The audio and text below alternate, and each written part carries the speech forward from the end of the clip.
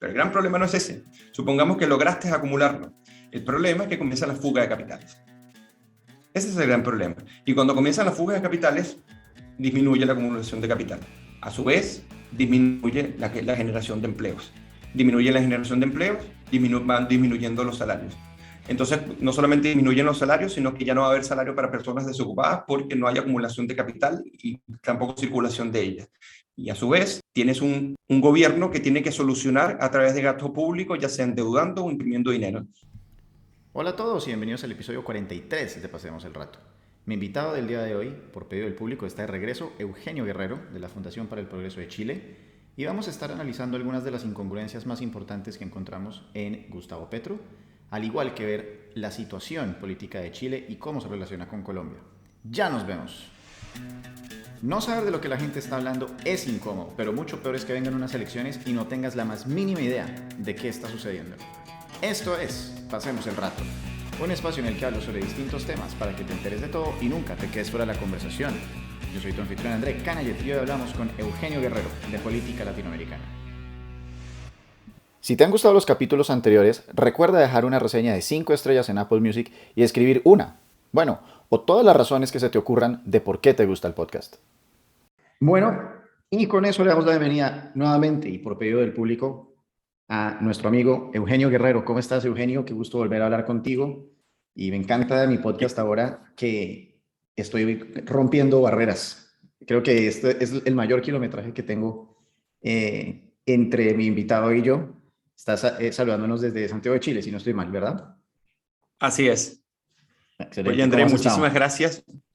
Muy bien, muchísimas gracias por la invitación. Para mí siempre es un placer y un honor participar en tu podcast y conversar contigo sobre estos temas, así que súper dispuesto y siempre a la orden de participar, y más por las muy buenas entrevistas que haces. De todas maneras, uno se siente muy a gusto. Muchas gracias. Como obviamente hay personas nuevas que están oyendo el podcast, me gustaría que dieras una breve introducción de quién eres y qué es lo que haces. Ya, bueno, como sabrán cuando salga el podcast, mi nombre es Eugenio Guerrero y yo soy de nacionalidad, o sea, soy de origen, soy oriundo de Caracas, Venezuela, y vivo en Santiago de Chile desde hace un poco más de 7 años. Soy de formación periodista, pero me he dedicado a la economía política, la filosofía política y la teoría política, y solo eso desde el área de la divulgación en una fundación liberal clásica que se llama Fundación para el Progreso en Santiago de Chile, que se encuentra en 4 ciudades del país, o sea, tanto Santiago como Valparaíso, Concepción y Valdivia. Así que cuando estén por acá y quieran conocer de la fundación, estamos en 4 ciudades importantes. Y bueno, lo que me dedico allí es a ser el director de divulgación, que es la persona que articula la comunicación, o sea, todo lo que se emite y cómo se emite en la fundación, y la formación. Nosotros formamos a miles de jóvenes al año. Entonces, todo esto pasa por un periodo de planificación, de programas, de metodologías, de cursos. Así que eso lo hacemos con un equipo muy extraordinario y muy interesante. Y bueno, lo hacemos porque este país sea cada vez más libre, próspero y democrático. Y eso nos lleva a luchar contra una tendencia que se viene afianzando del 2019 hasta ahora, que es una tendencia de la izquierdización del país. Aquí tengo una duda. En teoría, las personas que acaban de elegir en Chile no quieren justamente más libertad y todo eso. Exactamente. Sí, al parecer, y ni siquiera al parecer, parece ser un hecho. Lo que pasa es que esto se va a concluir en septiembre, cuando se vote sí o no al plebiscito por la nueva Constitución. El tema es que la tendencia de rechazar a la nueva Constitución es una tendencia que viene al alza en las últimas 4 semanas, indetenible, por lo que se está proponiendo y cómo se está proponiendo. Fíjate que es totalmente distinto a lo que pasó en Colombia, es incluso distinto a lo que pasó en Venezuela, distinto a lo que pasó en Ecuador, y muy parecido a lo que ocurrió en Bolivia, ahí sí podríamos decir. Y sobre todo por el tipo de propuestas que hacen, quiénes protagonizan esa propuesta y cuál es la propuesta de país. Y es tan peligrosa que hasta la misma centroizquierda, que es una izquierda más moderada, tiende a dudar, e incluso algunos están dispuestos a rechazar esa propuesta. Entonces, ellos están en una encrucijada muy fuerte. Así que ahí sí vamos a tener una conclusión de qué es lo que quiere el chileno promedio. Si quiere realmente lanzarse al vacío, que significa la colectivización y que el socialismo se entronice en el poder, o si por el contrario darle el beneficio de la duda a la institucionalidad para que reforme la Constitución en los ámbitos que quiere y requiere, sin necesidad de refundar y reconfigurar un nuevo país que puede ser bastante nefasto para todos los ciudadanos. Sería el clímax de un proceso que lleva ya ¿cuántos años? ¿3, 4 años? Sí, bueno, parte en el 2019 exactamente y ya lleva Para 3 las años. personas que no Va para estamos 3 años. para las personas que pueden no estar familiarizadas con lo que está ocurriendo en Chile, haznos un breve resumen. Sabemos que hace poco se posicionó el presidente Boric, de ancestros croatas, cosa que a mí me da profunda pena compartir nacionalidad, segunda nacionalidad con él. No por ser croata. Me da pena Claro. que Boric sea croata. Y se está apuntando, entonces, como tú muy bien dijiste, a pasar una nueva constitución y básicamente refundar el país chileno. Pero todo esto comenzó hace, lo que dijiste, unos 3, 4 años, entiendo que con unas manifestaciones. ¿Cómo fue el proceso? ¿Cómo empezó, digamos, esa Bastilla chilena y cómo ha llegado hasta este punto? Mira, el tema de cambiar la Constitución es un tema que parte incluso desde que existe esta Constitución. O sea, desde que esta Constitución nace en el año 1980, se hicieron un conjunto de reformas 9 años después, que fueron sustanciales, y luego en el 2005, cuando el presidente Ricardo Lagos hace un conjunto de reformas que fueron tan sustanciales que, si más no me equivoco, solamente el 47% de la Constitución que estaba fue lo que quedó de ese conjunto de reformas. La disputa de la Constitución que se hizo en el gobierno militar, o la dictadura, como quieran llamarle, las personas quedaron como si la noción de la construcción o la realización de una Constitución se debe llevar a ser, se debe legitimar en un proceso democrático. Entonces, bueno, bajo esa idea, se dice, bueno, entonces tenemos algo pendiente, y el pendiente es cambiar la Constitución. ¿Por qué? Porque la Constitución representa el marco institucional en el que el gobierno militar legitimó e institucionalizó su sistema que aquí llaman neoliberal, ¿no? Aquí, o toda persona que peyorativamente quiere llamar al sistema de libre mercado, de alguna manera lo hace diciéndole neoliberal. Entonces, el tema por la Constitución siempre estuvo. Incluso cuando la reforma de Ricardo Lagos se realiza, el punto es que ya eso era una constitución que, según la izquierda, porque estamos hablando que Ricardo Lagos es una persona de talante socialista, pero con mirada moderna, un estadista con cierta, si podríamos decir, cierta noción de los tiempos, de cómo cambian, cómo van cambiando las épocas, y bueno, decidió darle una reforma que democratizara, como por ejemplo, retirar a los senadores vitalicios, hacer unas reformas con respecto a las Fuerzas Armadas bien interesantes. Entonces, eso fue permitiendo democratizar una constitución que se hizo de muy buena forma. Esa constitución, cuando se hizo, Andrés, duró casi 7 años.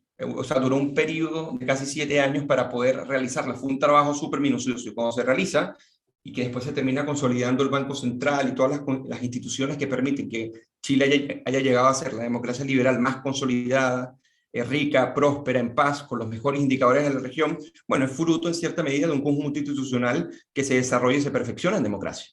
El problema es que siempre quedó la duda de que si tenía que dejarse o no. Y con el del 2019 se da lo que aquí se llama el estallido social. Otros lo llaman estallido delictual, otros tienen muchas connotaciones, dejémoslo en estallido. Cuando se da, básicamente lo que se dice es, bueno, se dio culpa de las consecuencias que trae esta Constitución y por ende hay que cambiarla. Y esa demanda no estaba en la ciudadanía. Incluso cambiar la Constitución, en ese momento las encuestas, hacia el 2019, era como la séptima u octava prioridad de los cambios que pedían las personas, que los cambios eran a nivel de pensión, en el ámbito de la salud, en el ámbito de la educación, sobre la delincuencia. Esas eran las verdaderas prioridades.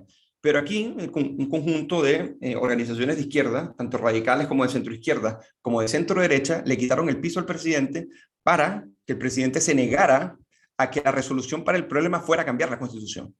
Ese es el tema, ¿no? El presidente básicamente se encontró solo frente a una oleada manejada por una izquierda muy dura que dijo, bueno, el problema lo vamos a solucionar y lo vamos a canalizar institucionalmente cambiando la Constitución. Se da el plebiscito de entrada para ver si la gente quería o no cambiar la Constitución, y casi un 80% ganan la opción de aprobar el cambio, y no participa ni la mitad del padrón electoral. Luego se dan las elecciones de los convencionales constitucionales, casi un 80% ganan los convencionales constitucionales, en este caso de izquierda, pero a diferencia de los procesos como en Colombia, como en Venezuela, por ejemplo, como en Ecuador, esto no es un proceso que se declara en originario y se hace un poder aparte del poder constituido, sino que lo que ocurre es que se reforma la Constitución para dar, en cierta medida, se reforma el capítulo 15 de la Constitución de acá y se da forma a lo que es la convención constitucional, por eso no se llama una asamblea constituyente. Y esto no es más que una comisión redactora que lo que tiene que hacer es proponer para un plebiscito de salida una propuesta de nueva constitución. La Constitución de Chile hoy en día tiene 143 artículos. Bueno, lo que se lleva ahora lleva aproximadamente 292 artículos. Eso para que más o menos tengan una idea. Y lo que se plasma allí es una locura en todo sentido. En el sentido jurídico, por ejemplo, se propugna un pluralismo jurídico en donde varios sistemas de justicia tengan la misma calidad en justicia y uno no pueda predominar sobre otro. Por ejemplo, La misma se jerarquía. fragmenta el país. ¿Cómo? La misma jerarquía.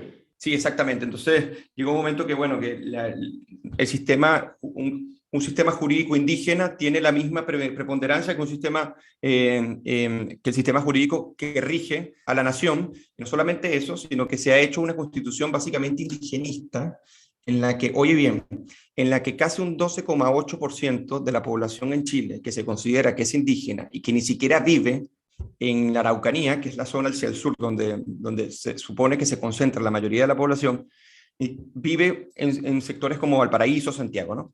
Entonces, lo interesante acá es que se le está dando el privilegio a que el casi 13% de la población tenga tanto o más privilegios que el otro restante, pero además que el otro restante no pueda decir nada sobre este 13% porque tendría que pedirle permiso o consultarle. Te voy a poner un ejemplo para todos los que nos escuchan, para que esto pueda aterrizarse. Supongamos que los pueblos originarios o pueblos indígenas, que realmente son indígenas, no son originarios, dicen, nosotros no queremos participar en la política nacional del voto obligatorio, por ejemplo.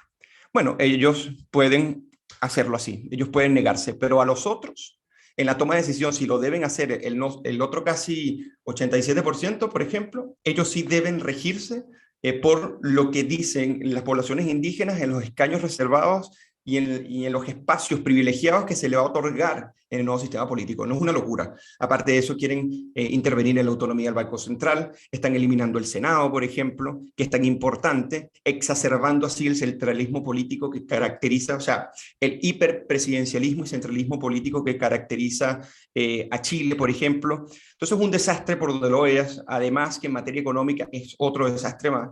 Entonces es una propuesta de constitución que yo en mi vida, que he venido analizando las propuestas de constitución en América Latina, yo jamás había visto una como esta. Es la peor propuesta de constitución jamás vista en lo que es la historia reciente de América Latina, y no solamente ello, sino en cómo se ha desarrollado y cómo se ha desenvuelto en el sentido de justificarlo, porque es paritaria, con criterios de género. Te voy a poner un último ejemplo para no extenderme con esto. Por ejemplo, un juez, cuando vaya a sentenciar, según la propuesta de nueva constitución, tiene que hacerlo con criterio de género. Y si esto se mezcla, por ejemplo, de repente una persona de una población indígena comete un delito en una población que no es indígena, a la hora de que el juez vaya a sentenciar, tiene que tomar en cuenta quién es, la cultura, la etnia y la situación socioeconómica y sociocultural que esta persona tiene para poder tomar un dictamen. Entonces ahora la justicia no se hace en el nombre del derecho, sino que ahora se hace en el nombre de los pueblos. Entonces la relativización del derecho a través de esta propuesta es una realidad, está ya aprobada en la propuesta de nueva constitución. Y bueno, y podríamos seguir hablando mucho más extendido sobre esto, pero es una locura, es un desastre. O sea, cuando uno ve la propuesta como que se hizo en Colombia... Si soy indígena, mujer, por encima de 80 años y además soy bisexual, me tienen que medir con una rasera totalmente distinta que si yo soy un hombre de 35 años heterosexual. Ambos matamos a una persona y ella de pronto le dan, no sé, 20 años porque tiene todas estas otras como connotaciones de minoría y el otro no. el furor de las identidades y de las propuestas colectivistas están en su efervescencia pura y absoluta en este momento en la Convención Constitucional, y por eso que la mayoría de la gente lo rechaza. Querían cambiar hasta el himno nacional, André. Entonces es una locura de refundación. Cuando se hizo la Constitución de 1999 en Venezuela, por ejemplo, es una muy mala constitución, tiene 350 artículos, pero es una constitución que es muy mala, pero tiene una estructura coherente. ¿Ok? O sea, en el sentido de que, bueno, eres una mala constitución, pero estás bien atada, lo que trato de decirte. Y le da ciertos privilegios al presidente, Tiene le da un hilo ciertos privilegios a las conductor. Fuerzas Armadas. Exactamente.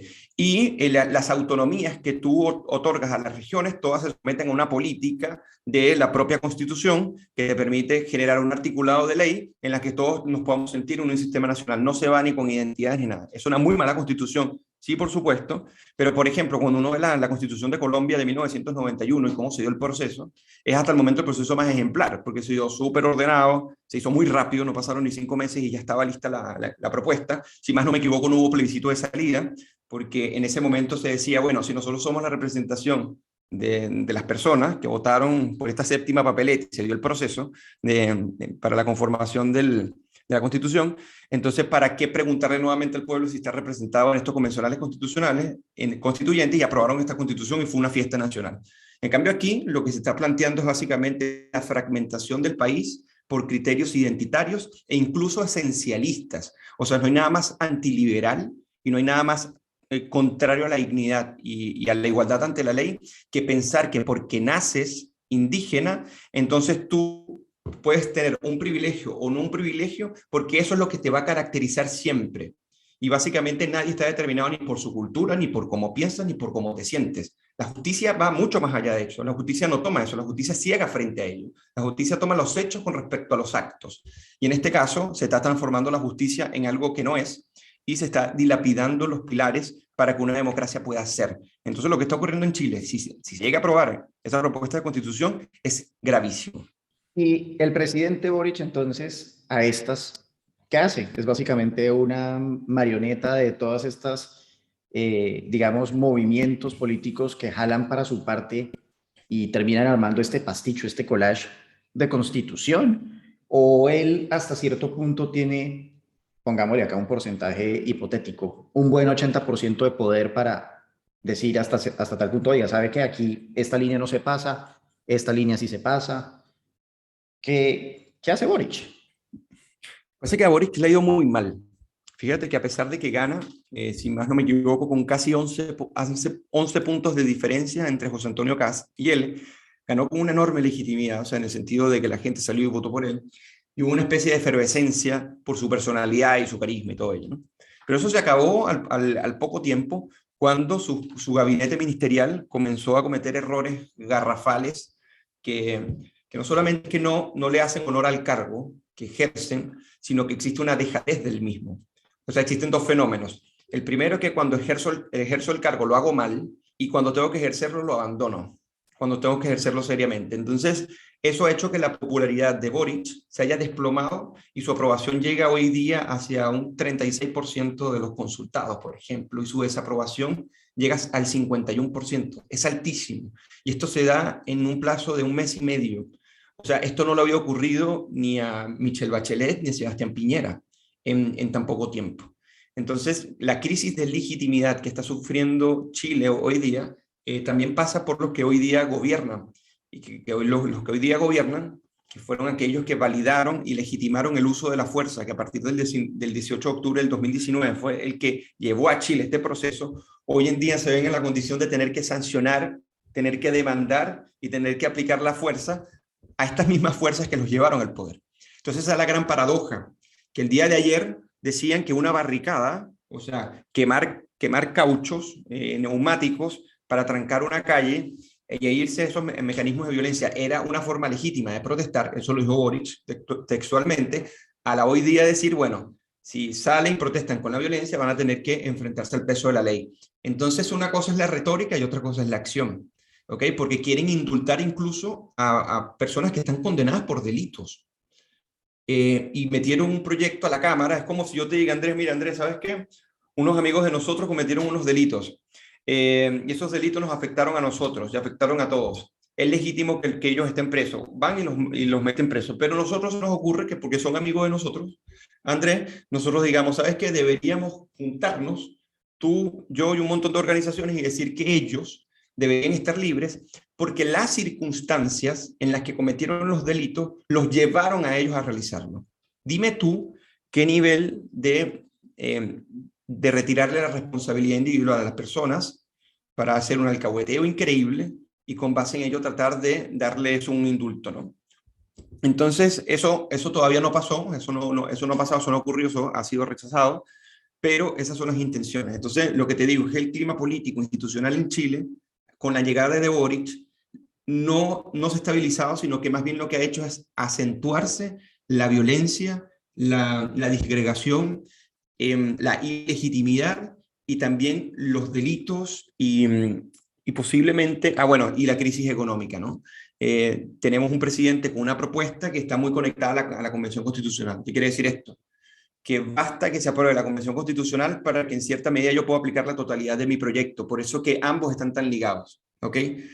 Pero con la institucionalidad actual, él no va a poder aplicar la locura que prometió en el programa de gobierno, que es un programa de gobierno muy malo, que en algún momento lo vamos a poder tocar, con unos porcentajes de recaudación que son imposibles recaudar y que ningún país en el mundo lo ha hecho en el tiempo que él quiera hacerlo, pero él dice que sí se puede hacer. Y que por otro lado, tenemos una espiral inflacionaria no vivida en las últimas 3 décadas que no se saben controlar y que ya hay voluntades para comenzar a controlar precios, por ejemplo, o para comenzar a aprobar subsidios que recalienten nuevamente la economía. Y bueno, todo esto es un desastre. Por lo que trato de decirte con esto, para cerrar el punto, es que llegó Boric, sí, con amplios votos, sí, pero que hoy en día tiene una amplia desaprobación también, y que el tren ministerial que lo acompaña no está a la altura para poder resolver en el gran problema en que se encuentra en Chile hoy, que es una crisis económica con mucha violencia, con terrorismo, con crisis migratoria y con una anomia institucional y social brutal que hoy en día se manifiesta incluso en la violencia juvenil. Esto es una cosa que es impresionante, que le empezamos a ver obviamente unos temas que se repiten. Voy a hablar por lo menos del caso de Colombia que conozco. El tema de las manifestaciones. Empieza esta retórica de es un derecho que puedan las personas salir y protestar, etc. Y uno de los primeros dilemas que siempre aparece cuando empiezan a salir las marchas y la protesta es ¿hasta qué punto de verdad esta se considera una protesta legítima? Tú dijiste ahorita, hacer una barricada, etc. En el caso de Boric, ellos consideran que sí, que está bien, y en Colombia pues creo que tenemos el caso de Petro y muchas otras personas que consideran que tienen que hacer todo este tipo de acciones para poder ser escuchados, porque si no se ponen realmente violentos o realmente agresivos, pues nunca los van a oír y lo que ellos quieren que suceda, pues no se va a dar. Y, o sea, es un argumento muy interesante, pero a fin de cuentas es que ellos no están en el poder legítimamente. Para eso es que hubo unas elecciones 3 o 4 o 1 o 2 años atrás, y el momento para ir y protestar es ejerciendo el voto y eligiendo a la persona que consideran la correcta para llevar eso a cabo. Y después hay otra cosa muy interesante, y es los programas de gobierno, por si no se han dado cuenta para este momento, tanto líderes de derecha, centro, izquierda, etcétera, no necesariamente van a ser cumplidos. Es más, creo que muy pocas veces terminan siendo cumplidos por el que sea. Entonces, cuando yo, por ejemplo, oigo a personas en Colombia diciendo, oiga, si usted no conoce el programa de Petro, él no es de esta manera, él no es como Hugo Chávez, ¿qué nos lo garantiza? Hugo Chávez apareció en muchísimos programas diciendo, yo no voy a expropiar, yo no voy a hacer tal cosa, y lo terminó haciendo.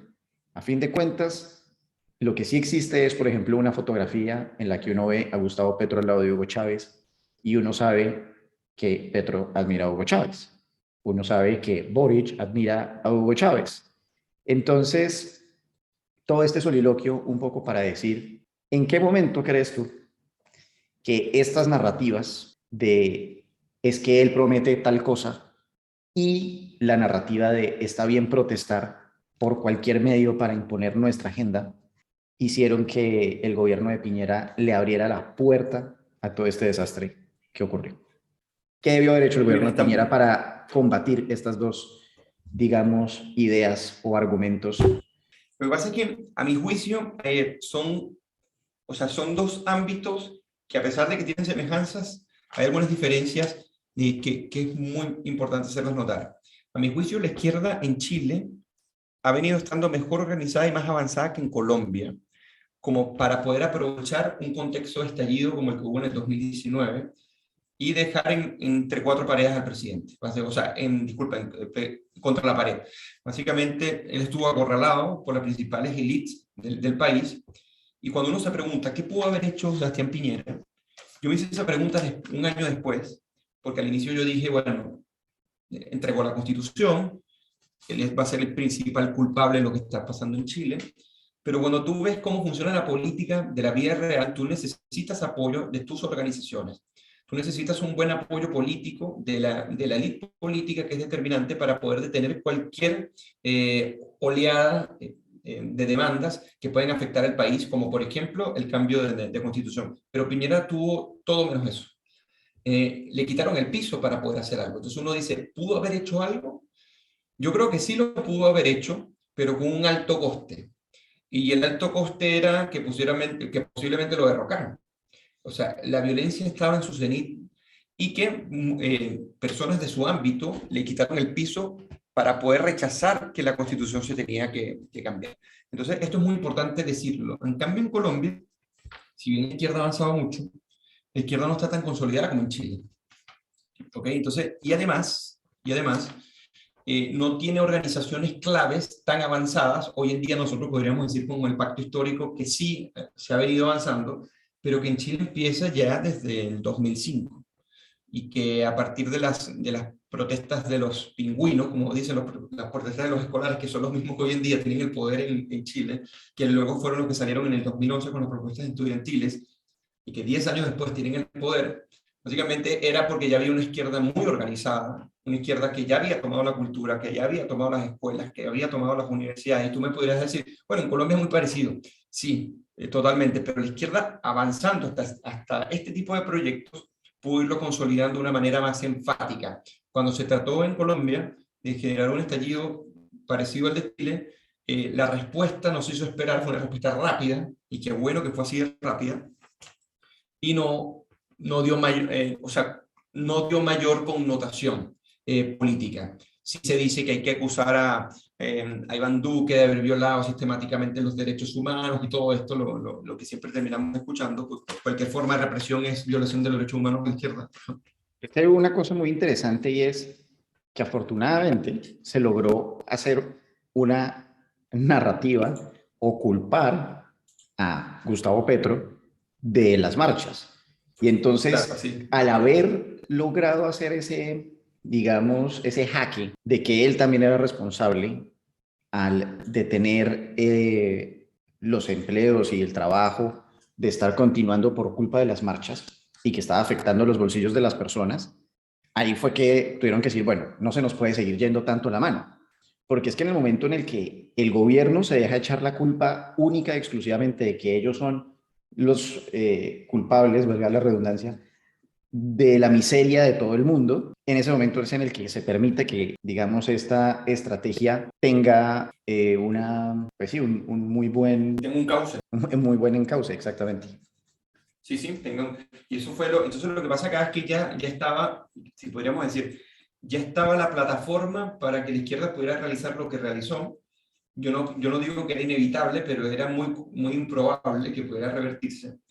Y yo pienso que hubo una estrategia muy inteligente de cómo atar el proceso constitucional a una reforma constitucional. Eso fue muy importante, porque cuando tú te declaras el originario, como ocurrió por ejemplo en Venezuela, ¿no?, o en Ecuador, tú puedes mandar a receso a toda la institucionalidad. Cierras el Congreso, cierras el Senado, cierras los tribunales, cierras el Tribunal Constitucional, cierras lo que quieras. Y en Venezuela ocurre así. A pesar de que en Colombia también se declaró en originario, fue mucho más ordenado. El liderazgo de César Gaviria en ese sentido fue ejemplar. La ayuda al Congreso establecido también ayudó mucho. La armonización de la Constitución no tardó tanto tiempo. Pero, lo que trato de decirte es que cuando acá se hace la demanda que nace de la violencia. En cambio, en Colombia se hizo para salir precisamente de la violencia. La gran esperanza era que tenías a los narcos y tenías el narcotráfico y a la guerrilla.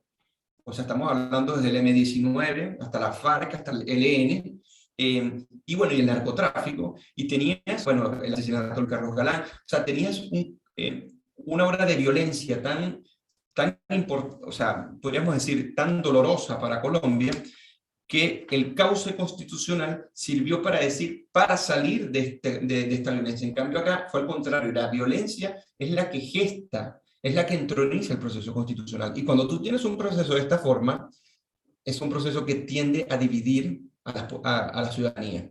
No quiero decir que en Colombia la gente no esté dividida, lo que quiero decir es que para crear lo que se está creando hoy, tienes que tener un conflicto, una polarización tal que yo creo que en Chile hoy en día es paradigmática respecto a Colombia, respecto a otros países. Entonces siempre estos cauces, como tú dices, tienen que tener un contexto. Y me parece que los contextos, a pesar de que son parecidos, son izquierdas que buscan el poder, que tienen un proyecto específico, que buscan reformar la Constitución. Fíjate, Pedro Castillo en Perú, otra vez lanza la propuesta para reformar, para cambiar la Constitución.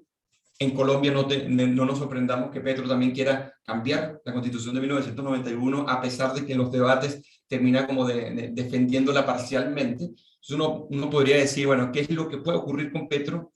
¿Qué es lo que puede ocurrir con Fico en este caso? No meto a Ingrid Betancourt porque me parece que no es muy relevante dentro del debate y dentro de la política en Colombia, pero son procesos parecidos, Andrés. Yo estoy de acuerdo en eso. Y estoy de acuerdo también en el peligro que representan para la democracia. Lo que es muy interesante de eso que tú estás diciendo, porque, a ver, en estos temas políticos es muy difícil uno organizar su línea de pensamiento. Es interesante lo que dices por varios motivos. El primero que yo noto es, yo cuando recuerdo hace un año que estábamos en el tema de las marchas, recuerdo haber visto en Twitter en distintos sitios a personas que querían hacer un copy-paste de lo que estaba pasando en Chile, ¿no? Y me acuerdo que decían, tenemos que hacer una constituyente nueva, etcétera, etcétera.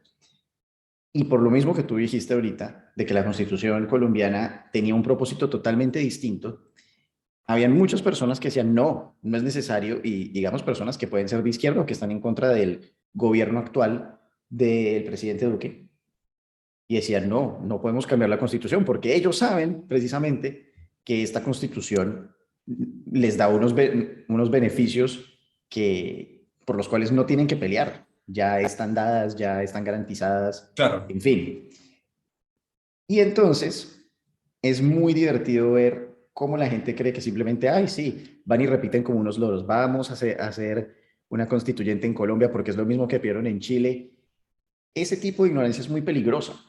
Creer que la situación de un país es exactamente idéntica a la de otro, desde la geografía hasta el contexto histórico, hasta sus problemas sociales, pues en este caso en Colombia afortunadamente la protegió. Y la otra cosa que quería decir era, Gustavo Petro es una persona que tiene unas ideas muy interesantes y que habla muy bien y que habla del cambio climático y de que vamos a proteger el medio ambiente, y son cosas con las cuales inclusive yo puedo llegar a estar de acuerdo. Pero me remito nuevamente a lo de Hugo Chávez. ¿Hasta qué punto realmente importa que él lo diga en el programa? Y otra cosa es que lo pueda llevar a cabo. ¿Qué necesita Gustavo Petro de llegar a ser presidente para hacer cosas como él las quiere hacer? ¿Y qué tan probable es que las pueda hacer? ¿Qué necesita él para poder hacer lo que promete a las masas?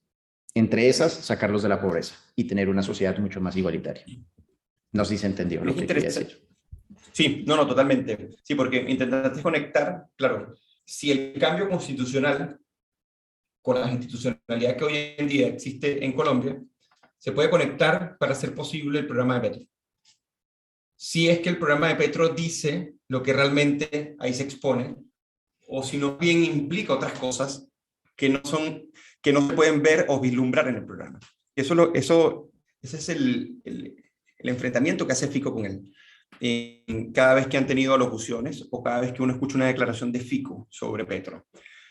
El tema es el siguiente: cuando uno lee ambos programas, el programa de Fico es muy parecido al de Duque, ¿ok? Yo creo que se mantiene por una misma línea, él es independiente, claro, él siempre trata de afianzarlo, dice, yo no estoy sometido a presiones políticas, pero sí estoy dispuesto a trabajar con las personas que dieron estas líneas políticas para seguir desarrollando, y por lo menos Fico tiene, no sé, expectativas muy ambiciosas, como por ejemplo que Colombia crezca 5% al año, ¿no? Pero bueno, tienes problemas graves como, bueno, una inflación que se acerca al 9%, por ejemplo, que tienes un 42% de pobreza, que tienes un problema con la importación de maíz, o sea, tienes un ámbito macroeconómico y microeconómico bien complicado y además un nivel de deuda que no te hace necesariamente fácil cumplir esa meta, ¿no?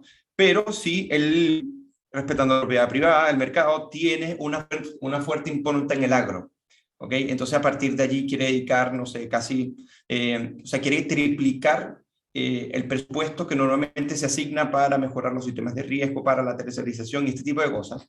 Y quiere fortalecer lo que son la gestión de la salud sin eliminar las EPS, como si quiere hacerlo en este caso Petro. Petro no lo dice directamente, pero él dice, bueno, EPS que no funcionan, EPS que se eliminan, porque para él debería existir casi que unidades de atención al público por cada 20.000 ciudadanos colombianos, ¿no?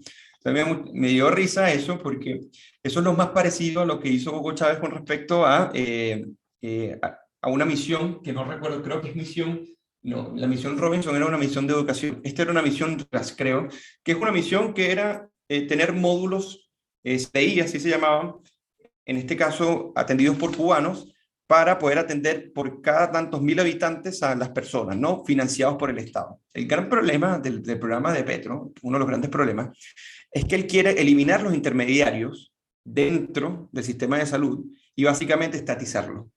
¿Ok?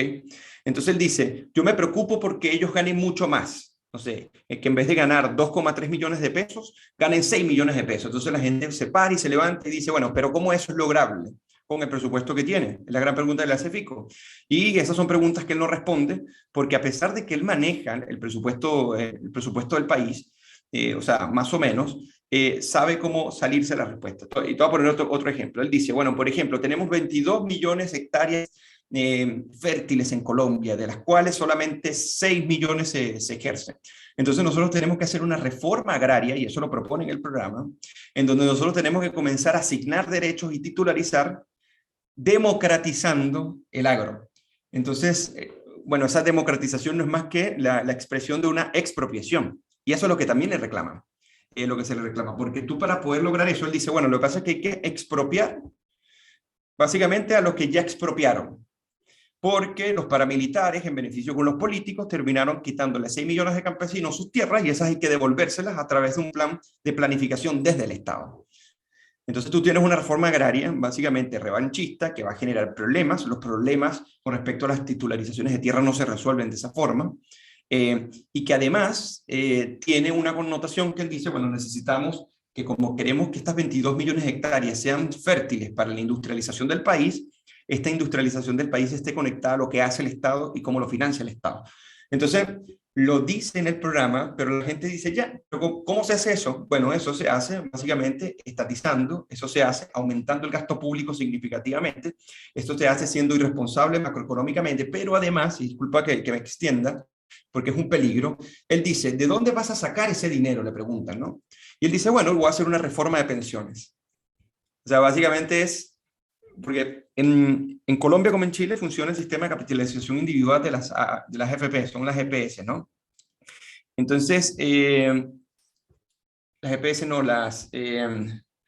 funcionan las AFP, y las AFP, lógicamente, lo que significa es que el trabajador, por ahorro forzoso, cotiza un porcentaje de su salario. Esto pasa a unas administradoras de fondos de pensiones que se llaman AFP, y esto lo que hace es rentar tu ahorro para que puedas en el futuro tener ahorros decentes, como podrían decir. Y él dice, bueno, nosotros lo que tenemos que pasar es a un sistema de seguridad social, como está ocurriendo en Europa, que están quebrados casi todos, porque ese dinero tiene que usarse precisamente para hacer este conjunto de reformas, por ejemplo, subir el salario y subir los subsidios. Entonces, va a cosas, no sé, como propone lo que él llama un ingreso vital básico. Entonces, medio salario mínimo, primero para 3 millones de personas, pero que vaya a 5.800.000 madres que son pobres. Entonces dice, bueno, ¿de dónde vas a sacar ese dinero? Bueno, también lo voy a sacar de la reforma de pensiones. Entonces también quiere hacer un bono pensional, que son de 500.000 pesos, que sería un medio salario mínimo, para 3 millones de personas, que equivale a 18 billones de pesos. Entonces cuando Fico le pregunta, bueno, ¿y de dónde los vas a sacar? Expropiando el ahorro de los trabajadores. Y él dice, bueno, esa es la reforma que están haciendo en Chile. Y toma como ejemplo a Gabriel Boric. ¿Y sabes qué es lo que pasa? Que el ahorro de los trabajadores sirve para dinamizar la economía interna. No es que el banco agarra y se los queda y los rentabiliza para él. No, lo rentabiliza para las personas que piden un crédito, se le paga un interés lógicamente al banco por la plata que presta, que le permite al mismo tiempo rentabilizar el ahorro que hacen las personas. Y eso te permite que se generen empresas, que existan créditos. Entonces él tiene otra política que dice, bueno, ¿y cómo vas a incentivarlo? Bueno, a través de créditos. Igual Fico dice, bueno, necesitamos dar créditos blandos al agro para que el proceso de industrialización sea posible. Pero esto tiene que hacerse macroeconómicamente responsable, ¿no? En cambio, Petro ofrece villas y castillas, si podríamos decir, a través de una política económica muy responsable. Otra cosa es la reforma tributaria, ¿no? Entonces él dice, igual que Boric, por cierto, y lo mismo que la izquierda latinoamericana, dice, el gran problema, y esto tú lo vas a escuchar siempre, incluso cuando hay un año donde no lo escuches, me avisas. Cada vez que un candidato de izquierda dice hay que hacer una reforma tributaria, hay que hacer dos cosas. Reducir o eliminar las evasiones y eliminar las exenciones. Eso es muy típico, ¿no? Entonces dice, bueno, ya con eso nosotros vamos a poder recaudar en un año 50 billones de pesos. Y de ahí 33 billones son directamente para el tema de las reformas de pensiones para las mujeres vulnerables. Y tú dices, bueno, ya, uno dice, ¿cuánto se evade? Nadie tiene la menor idea, ni siquiera los mejores estudios en el mundo, de cuánto en concreto es que se evade y quién evade. Tú no puedes determinar ni siquiera un porcentaje del PIB de cuánto es la evasión. Tú puedes proyectarlo, pero nadie tiene una certeza sobre ello. Y las exenciones, es decir, que si hay ciertos gremios que tienen exenciones y que eso repercute en la baja del precio de los alimentos, entonces lo que se transforma es en un desastre con respecto a los precios, porque significa entonces pagar más impuestos en donde se justificaron esas exenciones. Entonces él lo dice a lo loco, como dice, bueno, esto lo podemos hacer y suena muy bonito, ¿no? Entonces, eso. Y por último, quiere ir contra las EPS, quiere ir contra las AFP, y dice, bueno, el sistema de salud no puede ser un negocio porque los derechos los tiene que garantizar el Estado. Lo dice él expresamente. Todos los derechos tienen que ser garantizados por el Estado. Bueno, bienvenidos a Venezuela, bienvenidos a Nicaragua, bienvenidos a Cuba, bienvenidos a la Unión Soviética. Ellos en sus cuerpos constitucionales te garantizan todos los derechos humanos, pero te los garantizan en el papel, pero jamás en la concreción. Y el tema es que su propuesta con respecto al mercado, con respecto a la reforma tributaria, a la reforma agraria, que no significa más, porque, ojo, le llama democratización a lo que puede representar una expropiación, pero es una persona muy hábil y que no la va a decir directamente, y que además es una persona que admira los sistemas colectivistas como los de Venezuela, como el de Maduro, por ejemplo, y que comienza a admirar propuestas como la de Gabriel Boric, que cuando tú la lees de pies a cabeza, es un programa insostenible y dicho por los mayores expertos, no solamente de izquierda, de derecha, sino también de izquierda. Disculpa que me extendí, pero quería resumirte a Petro. Pues que tú igual acá eres el experto. Yo solamente soy el vehículo para que otras personas puedan oír lo que tú pues has podido, el conocimiento que has podido atesorar todos estos años y pues analizando no solamente Chile, sino Latinoamérica en general. Antes de continuar, me encantaría que pudieras ir a Apple Music y hicieras una reseña de 5 estrellas contando qué es lo que más te gusta de Pasemos el Rato. Puede ser algo en general del podcast o de este episodio en particular. Si lo tuyo no es escribir reseñas, te pido de corazón que compartas por WhatsApp, LinkedIn, Facebook, Instagram, cualquiera de tus redes sociales este episodio. Ya continuamos con Eugenio. Una cosa que me llama mucho la atención, vamos a poner un tema un poquito más light. Gustavo Petro tuvo una situación en la que hace unas semanas fue a Medellín y se iba a quedar en un hotel de lujo que pertenece a un chef muy reconocido acá en Colombia y le dijeron que no podía quedarse ahí. Y la gente entonces empezó a salir a decir que increíble, lo están discriminando, etcétera, etcétera. Yo soy una persona a la que ese tipo de actitudes me parecen la de Petro. me parece curiosa, porque es una persona que habla todo el tiempo de la igualdad. Es una persona que está hablando todo el tiempo de que todos somos iguales, de que todos tenemos que tener lo mismo, pero sin embargo él es el primero en utilizar unos zapatos Ferragamo, en usar suéteres de cachemir y cada vez que puede va y se queda en un hotel de lujo. Y en mi Instagram entonces yo llegué y empecé a recibir una cantidad de mensajes de que precisamente lo que Petro propone y lo que la izquierda propone es que todos podamos ir a hoteles de lujo. Y uno de mis argumentos fue, eso es imposible, empezando porque para que haya un hotel de lujo significa que tiene que estar mucho por encima del nivel ¿cómo decir eso? El siguiente segmento de hotelería y del siguiente y del siguiente y del siguiente. Si todos los hoteles son de lujo, no existe lujo. Exactamente. Y me dijeron, qué pobreza de argumentos, qué tipo tan bruto. Bueno, eso es una cosa. Pero por el otro lado, enfoquémonos en lo realmente importante y ¿es hipócrita Gustavo Petro o es un hipócrita cualquier persona que sea líder de un movimiento socialista igualitario en tener tanto apetito por los lujos? Mira, lo que pasa con Petro es lo que pasa normalmente con todo líder latinoamericano, que para poder justificar que ellos les guste el lujo, ellos lo que dicen es, me gustaría que todos tuvieran igual que yo. O sea, yo soy una persona que puede detentarse lujos, gracias puede ser a mi esfuerzo personal, gracias a mis contactos, y que lo lamentable no es que exista el lujo, sino que los otros no lo puedan disfrutar. Pero cuando uno dice cuál es la fuente por la cual ese lujo que tú tienes puede garantizarse y que eso no es no es una fuente más que el capitalismo, el mercado y la libertad económica, entonces hasta ahí se acabó el discurso. Porque como tú bien dices, mira, hace años en Venezuela, para hacer el tema un poco más, también más light, a un exministro que se llama Pedro Carreño, le hicieron una misma pregunta. Él tiene unos zapatos Gucci y una corbata Louis Vuitton. Entonces la periodista le pregunta, cuando puedan buscarlo en YouTube, para que, si se quieren reír un rato, bueno, ahí lo pueden ver. Le hacen la misma pregunta, le dicen, ¿cómo usted puede hablar de socialismo y de la pobreza y de la igualdad y contra el capitalismo cuando usted está haciendo esta entrevista con unos zapatos Gucci y una corbata Louis Vuitton? El tipo enredó, comenzó a gaguear, hasta que al final dijo, sí, lo que pasa es que a mí me gustaría que todos ellos tuvieran lo mismo que yo. Entonces, ellos allí están asumiendo que ellos son de una clase muchísimo más alta que la que dicen representar, pero que tampoco se quieren parecer a esa clase que ellos dicen representar, lo cual aún es más grave.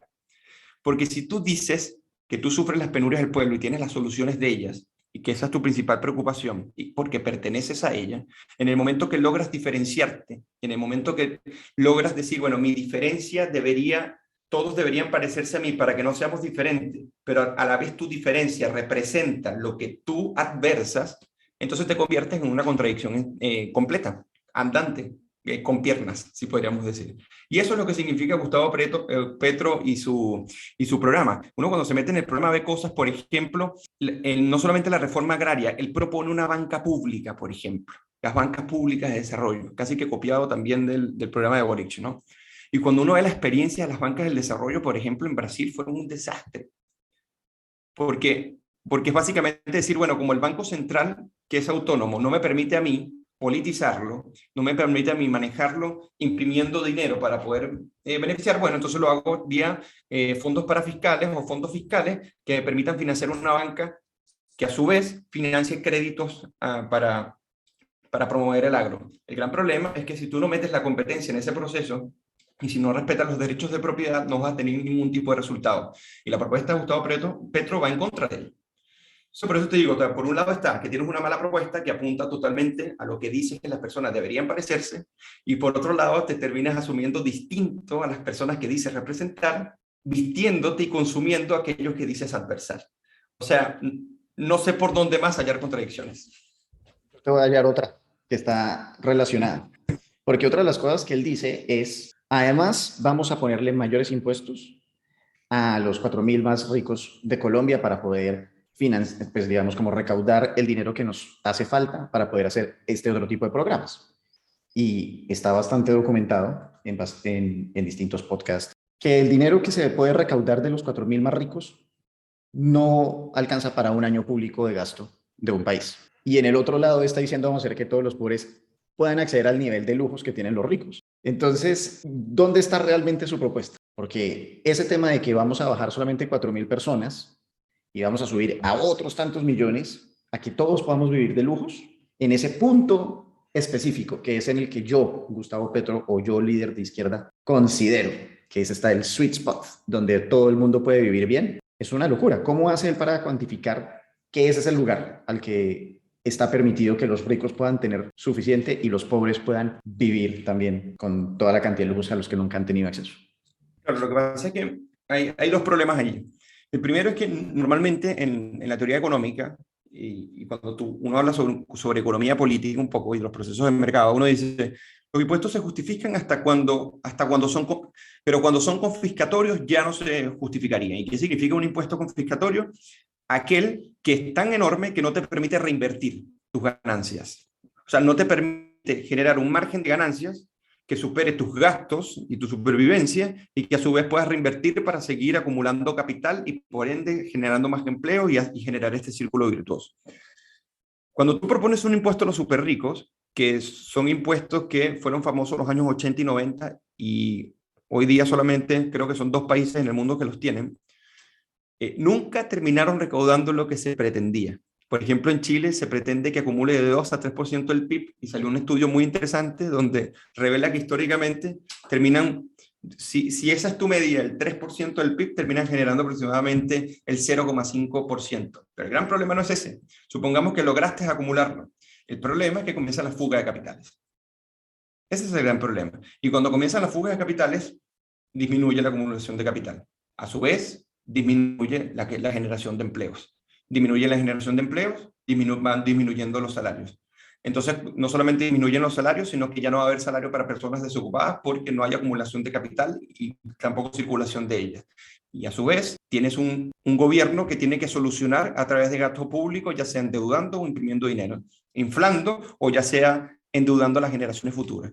Se genera un círculo destructivo que termina en cierta medida acabando con los fundamentos institucionales y con los objetivos que te planteaste, porque ese es el gran tema. Tú puedes tener las miles buenas intenciones del mundo. Uno cuando escucha a Petro, por ejemplo, cuando escucha a Fico, tú dices, bueno, ya, ¿cuál es la coincidencia entre la realidad, ¿okay? y tu idea? Y tú te das cuenta, bueno, que Fico está un poco más aterrizado. Me gustaría también hablar un poco de él. Está mucho más aterrizado, mientras que Petro es una persona que cree que sabe mucho. Por ejemplo, él explica el sistema de pensión y me dio mucha risa. Dice, la gente gana 1% al mes de rentabilidad por los fondos de pensiones, pero te quitan el 30% del salario para que los banqueros ganen. Ni siquiera conoce el sistema de pensiones. Pero lo que más me preocupa, André, es que ni Ingrid Betancourt ni Fico lograron refutarlo. Eso es gravísimo. Eso es gravísimo. No solamente es que da malas cifras, sino que se cree un gran conocedor y que cuando propone un sistema como el sistema de reparto tradicional en los países europeos, ¿qué significa un sistema de reparto para que nos entiendan? Bueno, que yo no ahorro para mi vejez, sino que mi pensión me la pagan las personas que están trabajando, que cuando pagan sus impuestos y entre eso las cotizaciones a la seguridad social, terminan pagándose a las personas que ya están retiradas. O sea, nadie ahorra. Simplemente son el número de activos, termina financiando el número de los que no están activos. Pero llega un momento que la proporción del número de personas que estén trabajando con respecto al número de personas que se hayan retirado se va achicando. ¿Qué quiere decir? Que cada vez tenemos menos personas en el trabajo formal, esto es importante decirlo, en el trabajo formal, cotizando para poder financiar a los pensionados que van creciendo. Y en Colombia, si más no me equivoco, hay aproximadamente unos 3 millones de personas que no tienen asistencia para fondos de pensiones y que el gobierno tiene que erogar ingentes sumas del gasto para poder financiar, que yo creo que asciende aproximadamente al 2% del PIB y no termina alcanzando, porque lo que se proyecta es que pueden ser hasta 5 millones de personas. Entonces, claro, hay problemas con el sistema de las asociaciones de fondos de pensiones que administran la capitalización individual, pero hay reformas que se pueden hacer. El gran problema es que Petro no apunta a las reformas y Fico no termina aclarando las reformas. ¿Me entiendes el punto? Entonces, no es eliminar la SFP. El mundo está girando hacia allá. Basta que salgamos a ver a dónde están apuntando Holanda, Dinamarca y los principales países desarrollados con respecto a sus sistemas de pensiones. no son a los sistemas de reparto que está buscando Petro, son a los sistemas como hoy en día se está, pero mejorando la contribución del Estado, mejorando la flexibilidad laboral, mejorando la productividad y la generación de capital, que es la fuente que va a permitir que el ahorro sea coherente cuando te retires y que la tasa de reemplazo, ¿qué significa esta? El porcentaje del último salario que ganaste lo termines ganando. En Colombia se dice que el promedio en este momento es bajo, es aproximadamente el 22%. Eso también depende mucho de cuánto ahorraste, ¿ok? Pero supongamos que una persona sea el 22%, sigue siendo bajo. Deberían existir pilares solidarios que te permitan complementar la pensión. Eso también se da, eso no es ninguna novedad. Pero yo lo que veo es que Gustavo Petro lo que pretende hacer, como hizo Cristina Kirchner en Argentina, que por cierto les comento, ella primero le consultó a los trabajadores, ellos querían pasarse a un sistema de pensiones público y le dijeron que no. Y ella fue y al mes los expropió. Así de sencillo. Y eso es lo que se está buscando en Colombia, pero sin ni siquiera consultarle a nadie. Y el gran problema, para cerrar, es que en el debate, me centro en el debate y en los programas de los dos, porque en el debate él dijo, casi que le dice a Fico Gutiérrez, ¿de dónde sacas tú que ese dinero es de los trabajadores y no es un fondo público? O sea, no es gasto público. Y nadie le respondió. Entonces el gran problema que tenemos, André, por lo menos en estas elecciones, es que yo tampoco veo que el contendiente a Petro, a pesar de que tiene muy buenas intenciones y su programa es muchísimo mejor, y sus propuestas son muchísimo mejor, no ha podido refutar a Petro como si lo hicieron los anteriores. Entonces esa es mi preocupación, que veo un decaimiento un poco, una erosión de la calidad del debate público y del debate político en Colombia, y que veo una avanzada del pacto histórico y de las corrientes colectivistas hacia la política en Colombia, que es un anhelo que están persiguiendo desde hace muchísimo tiempo. Digamos, para terminar, lo que uno como colombiano nota es que lastimosamente Gustavo Petro viene haciendo un compounding de muchísimos años, porque como él pierde, él tiene otros 4 años para seguir criticando, tiene, digamos, un palco para criticar, enriquecer su discurso, y la oposición le toca ir y sacar a alguien de algún lugar, de alguna piedra, a ver que vaya y se enfrente contra él.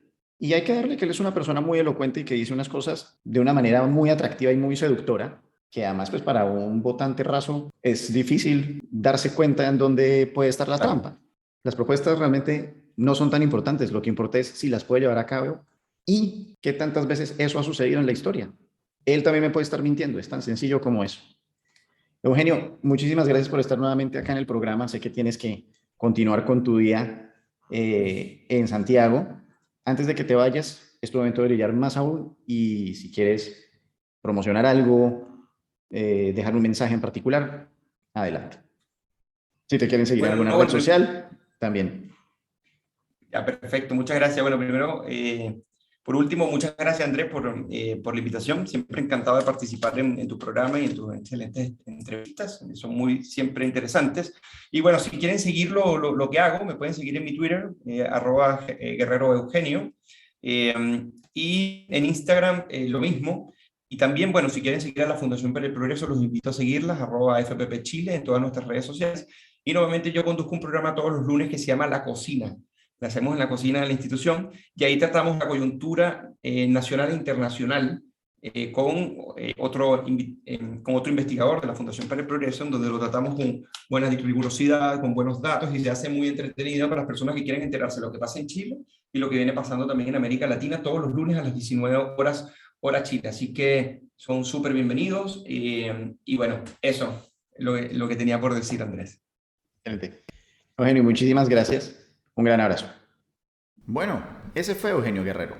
Y si se quedaron hasta este momento, significa que pasaron un muy buen rato. Si quieren oír la otra conversación que tuvimos con él, vayan al episodio 29. Y les recomiendo muchísimo, si les interesan los temas de política, la entrevista con Juan Carlos Echeverry en el episodio 30 o con Ariel Ávila en el episodio 14. Si en cambio quieren oír algo sobre emprendimiento, les recomiendo el episodio 42 con Felipe Chávez de Kiwi o el episodio 40 con Alexander Torrenegra. Pueden seguirme en Instagram, @AndreCanaget, donde profundizo sobre los podcasts. Ahí pueden enviar sus preguntas o contactarme para lo que quieran. Si te gustó este episodio, copia el link y compártelo en cualquiera de tus redes sociales. Facebook, Instagram, Twitter, LinkedIn, el que quieras. Sigue el podcast o suscríbete, solamente debes hacer clic en donde dice follow o seguir y ojalá puedas dejar una reseña de 5 estrellas en Apple Music para que más personas puedan encontrarnos. Sígueme y mencióname en cualquiera de las redes sociales @AndreCanaget con la lección principal del episodio de hoy para ti. ¡Nos pillamos! Gracias por pasar el mejor de los ratos conmigo. Puedes encontrarme en Instagram @AndreCanaget y seguir el programa por Spotify, Anchor y Apple Music. Nos vemos.